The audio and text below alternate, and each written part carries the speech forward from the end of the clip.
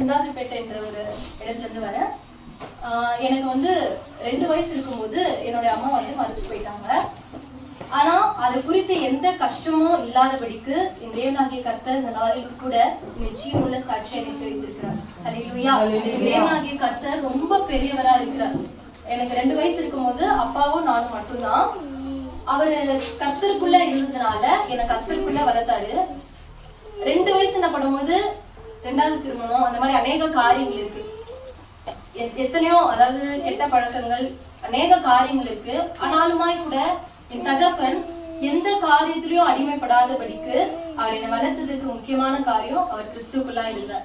எங்க சபையில வந்து எங்க போதகருடைய பாட்டி அவங்க வந்து எங்க அப்பா வந்து எங்க சர்ச்சில் வந்து வாங்க அந்த மாதிரி சொல்லி கர்த்தருடைய அதாவது வந்து ஒரு மனைவி இறந்து இருக்கப்படும் பொழுது அவங்களோட மனநிலை எப்படி இருக்கும்னு சொல்லி உங்க எல்லாராலையும் புரிஞ்சுக்க முடியும். கையில 2 வயசு குழந்தை இருக்கும்போது அவங்க என்ன கஷ்டத்தோட இருந்திருப்பாங்கன்னு சொல்லி உங்களால எல்லாராலையும் புரிஞ்சுக்க முடியும்.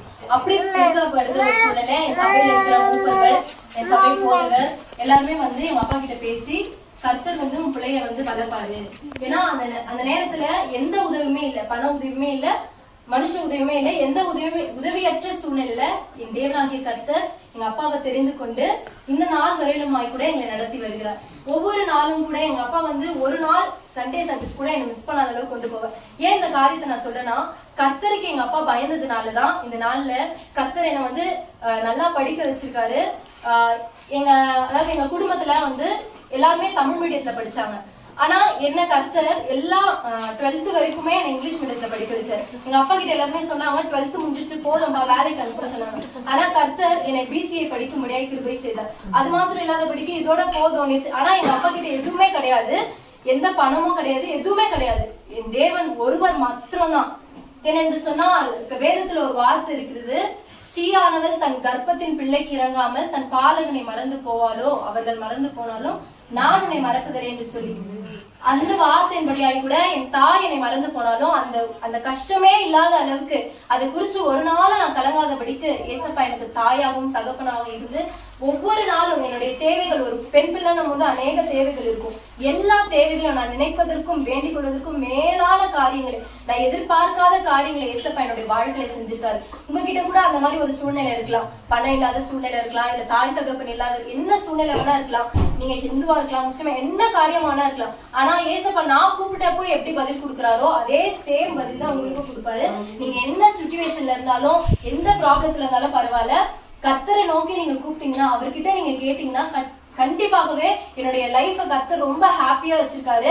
என்னுடைய ரொம்ப சந்தோஷமான இடம் இந்த உலகத்துல பாத்தீங்கன்னா என்னோட சர்ச்சை, என்னோட போதகர் குடும்பம் ரொம்ப ஆறுதலா, நான் எதை குறிச்சும் கவலைப்படுற அளவுக்கு கர்த்தர் என்னை இது வரைக்கும் வச்சிருக்க கிடையாது.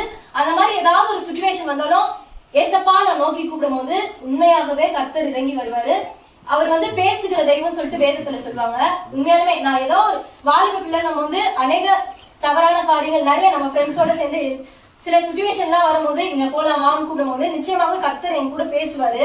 நிறைய காரியங்களை கர்த்தர் எனக்கு சொல்லி கொடுப்பாரு. அதே மாதிரி நீங்க கூட கூப்பிட்டீங்கன்னா உங்க கூட கர்த்தர் பேசுவாரு. யாரா இருந்தாலும் எந்த நிலையில இருந்தாலும் கர்த்தர் உங்ககிட்ட பேசுவாரு. என்னோட சூழ்நிலையை கர்த்தர், அதாவது வந்து என்னை பார்த்தா யாருமே என் சபையில இது வரைக்கும் இந்த காரியத்தை நான் யாருக்கிட்டே சொன்னதும் கிடையாது.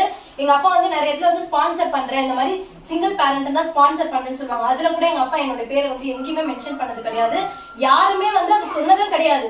நான் இந்த இடத்துல தான் ஃபர்ஸ்ட் டைம் சொல்றேன். இந்த சிச்சுவேஷன்ல யாராச்சும் இருப்பீங்கன்னு சொன்னா கர்த்தரை நோக்கி கூப்பிடுங்க. கர்த்தர் உங்களுடைய வாழ்க்கையில என்னை காட்டிலும் பெரிய பெரிய காரியங்களை செய்வார். கர்த்தர் தாமே சாட்சியார்.